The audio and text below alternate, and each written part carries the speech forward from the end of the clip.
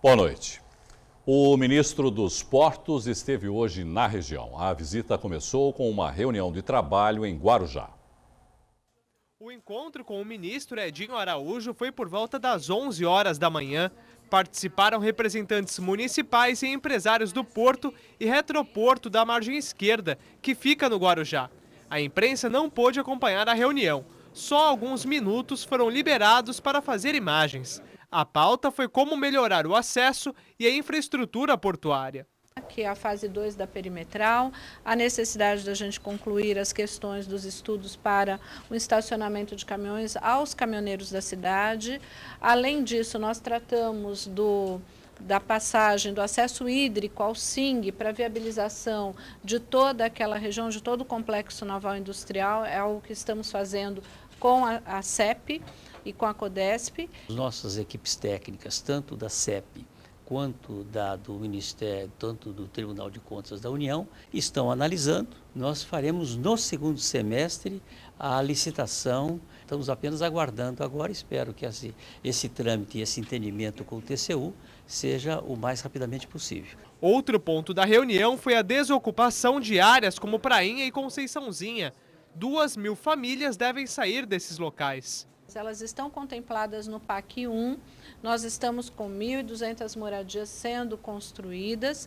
Desejamos no ano que vem, janeiro ou fevereiro, já estar com as primeiras famílias sendo removidas, a exemplo das que já foram assentadas na Prainha, onde estamos fazendo intervenções de infraestrutura do PAC 1 ainda. À medida que você desfavela, que você dá mais condições, mais dignidade, isso é importante para a população e estas áreas podem ser objeto de investimento com novos finais e não falta interessado para tanto. Depois da reunião, o ministro foi conhecer o novo acesso portuário da Margem Esquerda, inaugurado neste ano.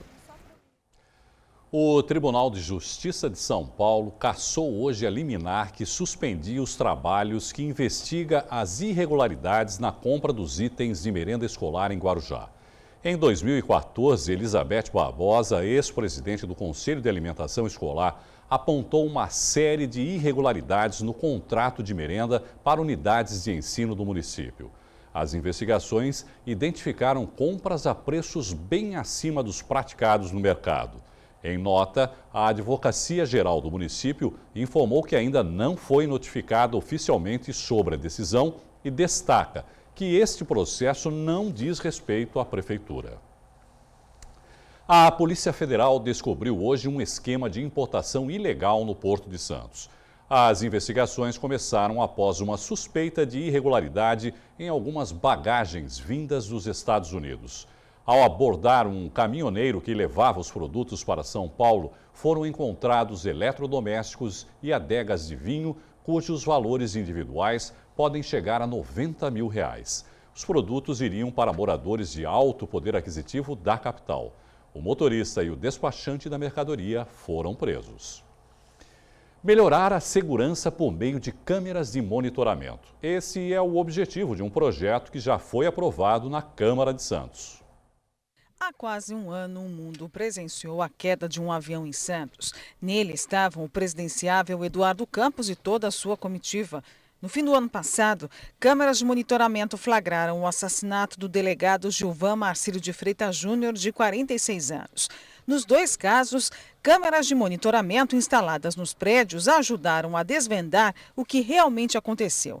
E é isso que esse vereador quer que se torne regra. A Câmara já aprovou. Resta apenas agora a assinatura do prefeito para que se torne obrigatoriedade. Assim, empreendimentos novos a partir de 1.500 metros com 3 pavimentos vão ter que instalar câmeras digitais. O sistema vai ser ligado ao monitoramento da administração municipal, que funciona 24 horas. Em muitos lugares do Brasil, mesmo aqui no estado de São Paulo, cidades adotaram esse sistema e o índice de criminalidade vem caindo a cada dia.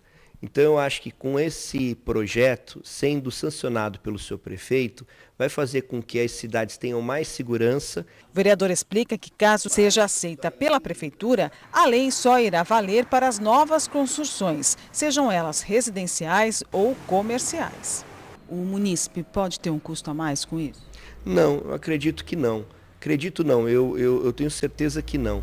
Porque quando isso já vem instalado pelos próprios empreendedores, né, da construção civil, e são divididos em unidades, é igual o próprio condomínio, né, que vem dividido. Então, você só acrescenta uma vez, você não acrescenta todo mês aquilo.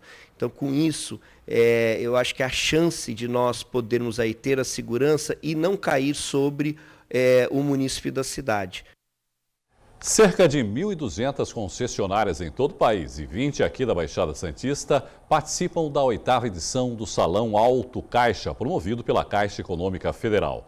Haverá oferta de crédito com taxa de juros mais baixa do que a média do mercado para a compra de veículos. Quem deseja comprar o sonhado carro ou trocar de veículo pode aproveitar a taxa de juros mais baixa do mercado. O Salão Alto Caixa é uma parceria da Caixa Econômica Federal e do Banco Pan. Os dois bancos vão oferecer taxa de juros a partir de 1,09% ao mês para os veículos novos e 1,42% para os usados. Nos dois casos, a primeira parcela pode ser paga em até 120 dias. Isso ajuda muito, né? Nesse cenário que a gente vive hoje, dá um fôlego para a pessoa ter esses 4 meses, aí, esses 120 dias, até 120 dias, para ela estar pagando a primeira prestação. São até 60 meses para pagar. Na Baixada Santista e Vale do Ribeira, 20 concessionárias participam da ação, vendendo em seus próprios estabelecimentos. Esta é uma das que participam em Santos e a expectativa de aumentar as vendas é grande. Eu tenho um resultado semanal nessa loja de 50 carros novos e em cima mais 30 seminovos. Eu acredito que nós vamos ter um crescimento aí de uns 20% mais ou menos essa parceria com a Caixa. E a grande vantagem é o quê? É que o cliente já vem com a ficha praticamente já aprovada, é um pré-aprovado. Então realmente vale a pena esse feirão. Elisângela Borges aproveitou o feirão para olhar as ofertas e vai fechar negócio. A gente gostou dessa possibilidade, a gente vai fechar, vai dar 2.000 de entrada e vai financiar o resto de 48 vezes. A 8ª edição do Salão Alto Caixa vai até este sábado. Para saber todas as concessionárias participantes na região, acesse o santaportal.com.br. E no próximo bloco, Juan Reol analisa o vexame da seleção brasileira frente à Colômbia. As notícias do Santos e dos times da cidade na segundona do Paulista. O Caderno Regional volta em instantes.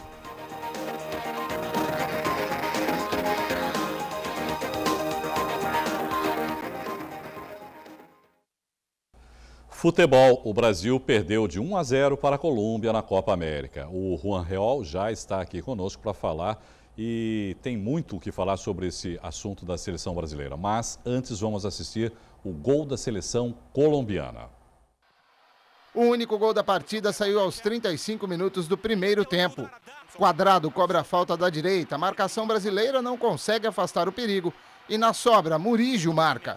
Final em Santiago, Colômbia 1, Brasil 0. No grupo C, a Venezuela está em primeiro, Brasil em segundo e Colômbia em terceiro. Todos com 3 pontos cada um. Peru, último colocado, e Venezuela se enfrentam hoje. A seleção brasileira volta a campo neste domingo, às 6h30 da noite, contra a própria Venezuela, também em Santiago. Juan, boa noite. Além da derrota, como a gente costuma dizer, um jogo difícil de assistir. Pois é, Irineu, boa noite, amigos do Caderno Regional. Um jogo bem complicado de se assistir, Irineu, principalmente por causa pelo Neymar, bem abaixo do que se espera dele. Mas, tirando fora o Neymar, até porque a gente não pode jogar toda a pressão em cima dele, que é esperada, porque ele é um craque, mas o restante da seleção, a gente fica em vez de dormir, a gente fica esses 90 minutos se questionando quem são essas pessoas que estão vestindo a camisa da seleção. Jogadores que, com exceção de um ou outro que é craque no próprio time, como os zagueiros, que são craques no Atlético de Madrid, no PSG, o Daniel Alves no Barcelona, o próprio Neymar, outros jogadores que estão vindo da Ucrânia, do Emirados Árabes, como o próprio Everton Ribeiro, que ficou no banco. Então a gente fica se questionando muito isso, Irineu. Complicado de assistir, o Dunga apático à beira do gramado, e o Brasil tomou um vareio de bola do início ao fim, a Colômbia tomou conta do jogo. E não consegue mudar o time também, né, Juan? Mesmo com as alterações, não é muita modificação, né, no esquema. tático, né? Pois é, as mudanças dele... Primeiro, qual é o esquema tático do Dunga? Qual é o esquema tático? E as mudanças dele, além de serem óbvias, são jogadores muito parecidos. O Roberto Firmino já mostrou, é um bom jogador, brilha lá na Alemanha, no Wolfsburg, só que ele mostrou que é jogador de amistoso. Quando realmente precisa dele, ele não está conseguindo jogar. Tem jogador que sente o peso da camisa. O gol que ele perdeu, Irineu, frente a frente com o goleiro, deixa claro que ele não é jogador. Até eu que não jogo bola faria. Pois é, você imagina que o Fred, tão criticado na Copa do ano passado, o atacante, teria feito esse gol. Falta um jogador de peso, um jogador decisivo. O Robinho não perderia esse gol também. Sim. Com exceção do Neymar nessa partida extremamente abalado, nenhum jogador de ponta do futebol brasileiro, ou atuando fora no futebol brasileiro, perderia esse gol. Então, o Dunga, ele começa a pecar pelas peças que ele mesmo convocou. O que o Filipão pagou esse preço em 2014 e o Dunga agora. Aí, por exemplo, com a ausência do Neymar, que ele vai pôr o Tardelli, porque o Robinho só tá passeio, né? Sim, não, mas isso é uma coisa que a gente não entende, por que o Robinho não joga, mas voltando especificamente para o Neymar, Juan, eu vejo talvez 2 fatores que possam ter influenciado. Bom, primeiro dizer que, assim, nem todo dia dá para jogar bem. Né? O Pelé teve o seu dia que não jogou bem também. E se o Pelé também jogava mal em determinado dia, todo mundo pode. Se espera. No caso do Neymar, por exemplo, ele podia estar num bom dia, mas você acha que, primeiro, o que está acontecendo lá na Espanha em relação a ele, ao pai dele, as acusações que ele está recebendo, pode ser um desses fatores. E o outro, o fato também de que, vamos combinar, o Neymar está jogando, ele olha para lá, não vê ninguém. Olha para cá, também não vê ninguém. Isso também não ajuda, né? Eu acho que é muito ruim, né, Irineu? Aí é o fato da Neymar dependência, né? Quando o Neymar não está bem, a seleção... Acho que quando o Neymar não está bem, volta todo mundo para o vestiário e WO, porque o restante do time não desenvolve. E o Neymar, Irineu, com certeza entrou abalado nessa partida. Desde que saiu a notícia que o pai dele e ele estão sendo investigados pela Justiça Federal Espanhola, ele ficou abalado, é óbvio. O Neymar, ele não liga. Eu li também muita coisa a respeito da arbitragem, dele apanhar muito. O Neymar nunca ligou para isso. Quanto mais ele apanha, mais ele vai para cima e joga melhor. Mas foi a desculpa de alguns jogadores que deram entrevista, exato, né? Desculpinha esfarrapada. O Neymar entrou sim abalado com essa questão da Justiça Federal Espanhola, do fisco espanhol. Pô, o próprio companheiro dele de clube, o Messi, em certo momento já foi intimado, quase foi preso. Ele, o próprio pai, teve que recolher imposto que não tinha sido recolhido. O Messi, é só pesquisar na internet, 2 anos mais ou menos, ele quase foi preso. E o Neymar entrou abalado com isso. Agora, Irineu, falta um treinador na seleção brasileira. Vanderlei Luxemburgo olharia para o jogador sabendo da situação e falaria: você não vai entrar em campo, você não está bem. Está poupado. Ou então, no intervalo que o Neymar já estava completamente descontrolado, aos 44 minutos do primeiro tempo, tomou aquele cartão amarelo, com certeza não voltaria. Independente dele estar suspenso ou não para o próximo jogo, como ficou com o segundo cartão amarelo. Essa é outra situação que está aí agora uma bagunça total, né? Porque a Conmebol também, vamos combinar. Sério, né? É muito complicado. Primeiro fez uma publicação dizendo que estava suspenso os 2 jogos, porque tomou amarelo e depois foi expulso, mantém a suspensão dos 2 amarelos, mais a expulsão do vermelho. Depois voltou atrás dizendo que não estava suspenso só um jogo. Já tem definição sobre isso? Essa definição ficou para amanhã. Aliás, o Brasil está preparando a defesa do Neymar. No regulamento da Copa América, é como os demais regulamentos. Ele foi suspenso pelo segundo amarelo e ele tomou o vermelho direto. Ele não levou um segundo amarelo que virou vermelho. Ele levou o vermelho direto. Então, ele está suspenso pelos 2 amarelos e suspenso pelo vermelho, como consta na Conmebol. Só que hoje eles colocaram um texto que o Neymar previamente está suspenso por um jogo, que é o da Venezuela. E vão aguardar a defesa da CBF. Amanhã a defesa da CBF. Eu acho que ali há um pouco de confusão. Embora seja o Neymar um dos melhores jogadores da competição do mundo, eu acho que a Conmebol não vai burlar uma própria regra de sua competição. Eu acho que eles devem entender que ele está suspenso pelo amarelo e aí vão ver como é que fica o vermelho, porque o Neymar foi incluído no artigo de agressão, ele pode pegar até 3 jogos. Então essa suspensão de um jogo podem virar 4, né? O que pode acontecer, Irineu, é do Neymar não jogar mais nessa Copa América, porque o Brasil vai acabar nos classificando. Muito ruim. Você acha que o Brasil corre esse risco? E outra, rapidinho para a gente encerrar o assunto de seleção.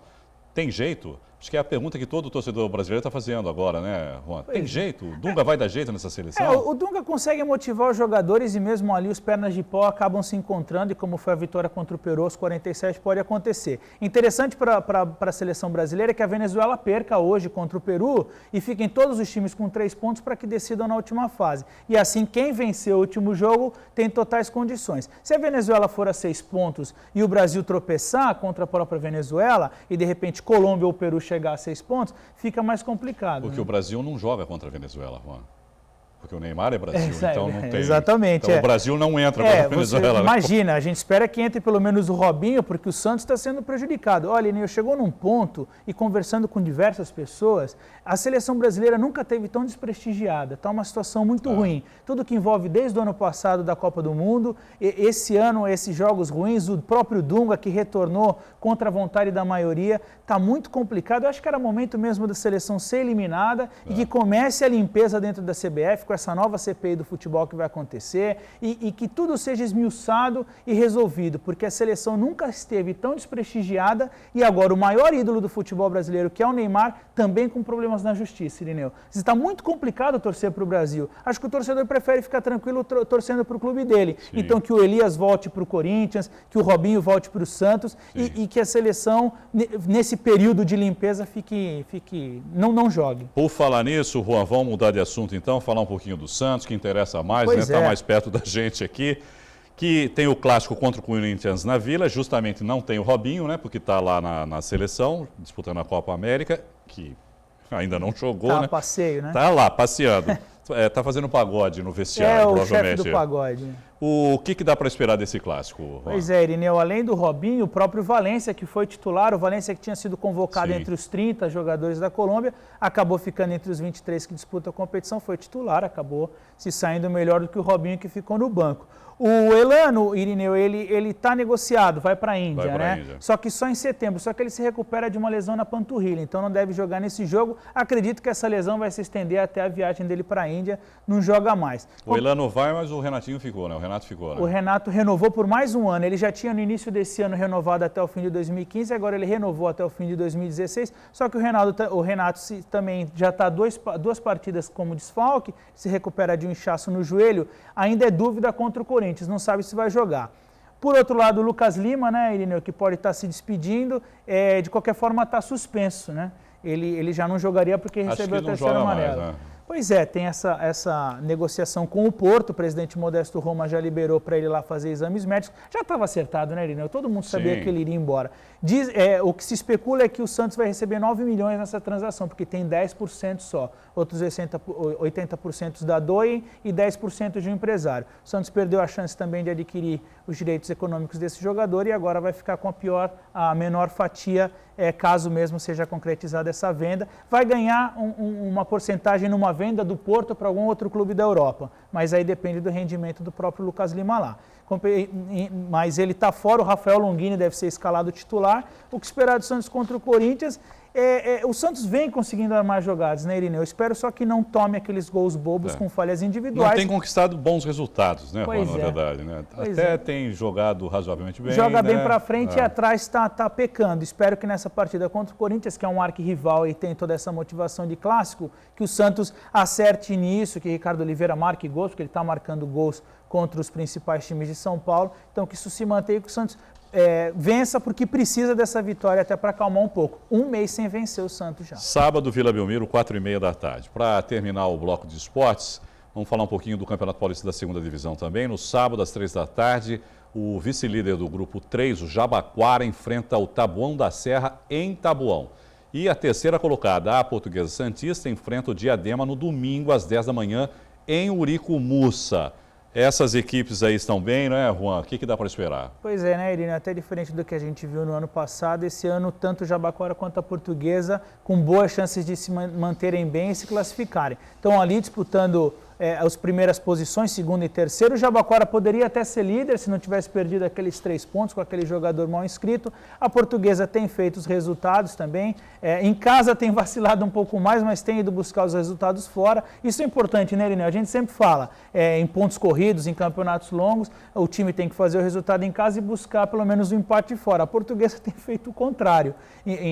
O Jabaquara não, já tem... O que equilibra um pouco, pelo menos. Né? Acaba equilibrando e mantendo a Portuguesa em terceiro. Mas vale lembrar também, Irineu, que se classificam os 4 primeiros e são 3 grupos, né? E depois essas 12 equipes se enfrentam de novo em mata-mata. Essa primeira fase acaba sendo uma fase um pouco mais fácil mesmo, só que as equipes estão fazendo a lição delas. E a gente torce para que o Jabaquara e a Portuguesa se mantenham assim, se classifiquem, e aí na próxima fase, que são 12 equipes se enfrentando todas elas, aí vai ficar mais complicado, aí vai precisar, a gente vai ver quem realmente é quem. Mas estão com um bom papel, e vale lembrar que Portuguesa e Diadema na tela da Santa Cecília TV... Perguntar. Tem transmissão, né? Ao vivo no domingo, às 10 da manhã, com Armando Gomes. Vai valer muito a pena ficar em casa e assistir esse jogo. Isso aí, vale a pena conferir aqui na Santa Cecília. Pois é, o Armando Gomes é mítico, né? Ele é histórico e assistir as partidas com ele é sempre um prazer a mais. De repente, se a Portuguesa não render em campo, o Armando Gomes na Santa Cecília TV vai estar fazendo uma boa transmissão. Obrigado, Juan. Boa noite para você. Eu que agradeço, Irineu. Boa noite os amigos da Santa Cecília TV. E a seguir, o filme Dragon Ball estreia hoje nos cinemas. E mais, na Pinacoteca de Santos, uma exposição de fotos sobre comunidades que vivem na Serra do Mar. Até já.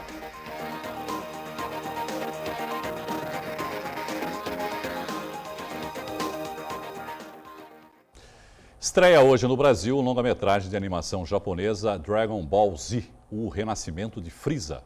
Os amantes de animes participaram de um evento de promoção do filme em Santos.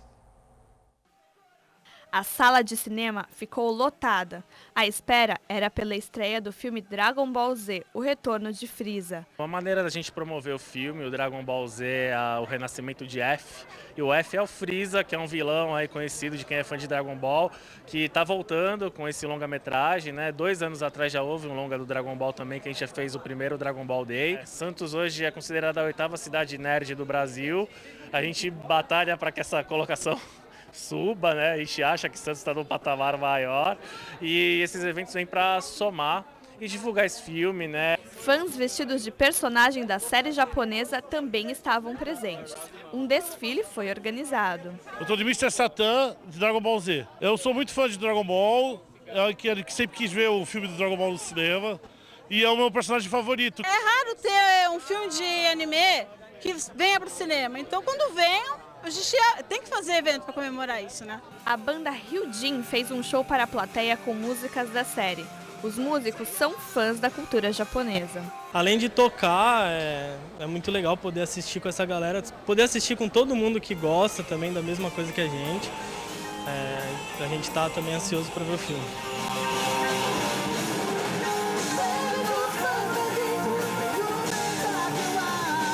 A estreia de Dragon Ball Z, o retorno de Frieza, acontece na quinta-feira em todo o país. A promessa é de batalhas emocionantes entre o protagonista Goku e o vilão, que ressuscita com a ajuda de soldados do seu exército.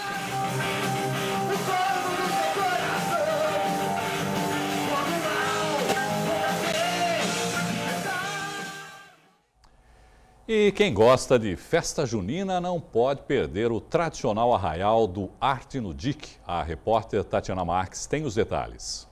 Vão ser 3 fins de semana consecutivos. A festa foi organizada pela própria comunidade e a entrada é de graça. Nós vamos conversar agora com o seu José Vigílio, ele que é presidente do Arte no Dique, que vai explicar melhor como é que vai funcionar tudo aqui. Tem barraca típica, inclusive vai ter quadrilha. Vai ter quadrilha, comidas típicas, quentão, enfim, é uma verdadeira festa de São João. Essa festa já acontecia aqui na comunidade do Dique e eu também sou nordestino, né? Sou de Salvador. E vivenciei isso muito bem lá na Bahia, no interior da Bahia, em todo o Nordeste.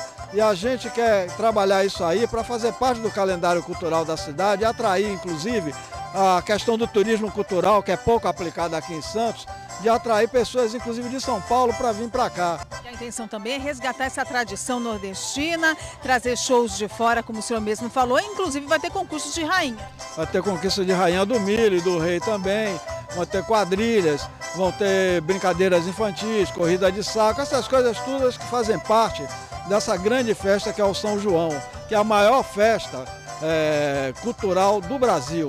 Então faça o seu convite para quem está em casa, a partir de que horas? A partir de 20 horas, 20h30, aqui fica na Avenida Brigadeiro Faria Lima, 1349, na sede do Arte no Dique.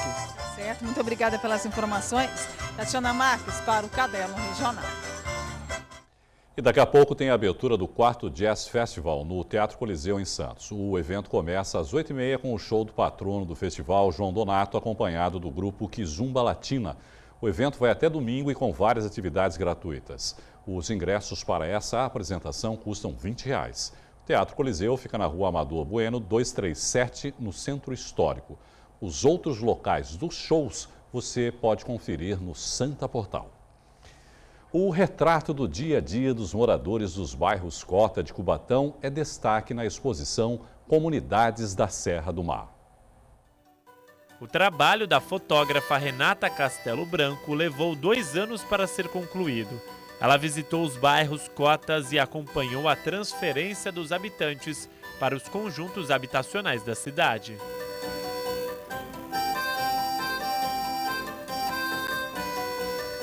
A Serra do Mar é uma área em risco para moradias, né? Então foi feito um trabalho e ela acompanhou toda essa migração das pessoas também saindo da Serra do Mar para Cubatão, em alguns conjuntos residenciais, da cota 95 e 400. Da cota 200 já existe um processo de reurbanização lá no local mesmo.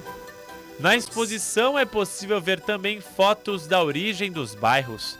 As casas foram construídas no fim da década de 30, quando o Departamento de Estradas e Rodagem montou acampamentos para os trabalhadores que vieram de outros estados para construir a rodovia Anchieta. Após a obra, eles permaneceram no local com suas famílias e foram absorvidos pelas indústrias de Cubatão. A mostra conta com fotos e textos que explicam a história dos personagens. Um vídeo com making-off das entrevistas da fotógrafa também pode ser visto. Tudo certo? Aí eu vou dirigir você, tá? Então você só fica aí, tá bom?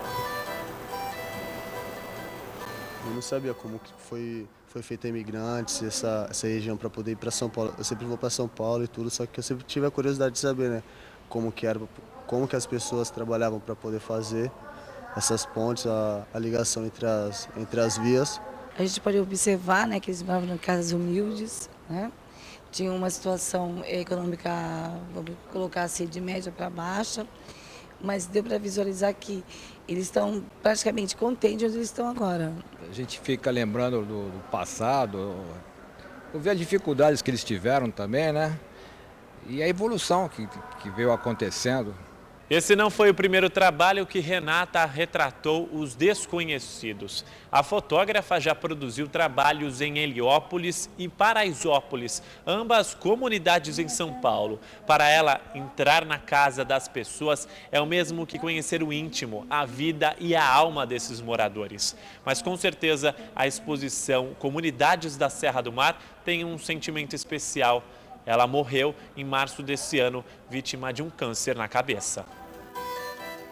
A exposição segue até o dia 30 de agosto no Sesc Santos, sempre de terça a sexta-feira, das 9 da manhã às 9h30 da noite. Sábados, domingos e feriados, das 10 às 6h30 da noite.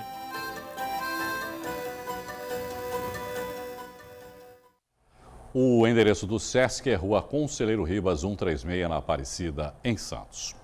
O Caderno Regional desta quinta-feira fica por aqui. Muito obrigado pela companhia. Continue com a nossa programação e até amanhã, às 7h30 da noite. Eu espero vocês. Tchau.